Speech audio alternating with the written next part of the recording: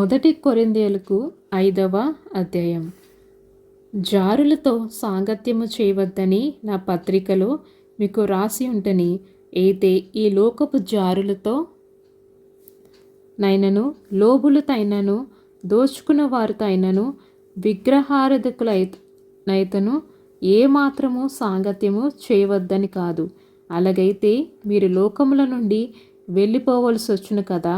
ఇప్పుడైతే సహోదరనబడిన వాడెవడైనను జారుడు కానీ, లోపు కానీ, విగ్రహారాధకుడు కానీ, తిట్టుపోతు కానీ, త్రాగుబోతు కానీ, దోచుకున్నవాడు కానీ ఆయననున్న ఎడల అట్టి వానితో సాంగత్యము చేయకూడదు, భుజింపకూడదని మీకు వ్రాయిచున్నాను.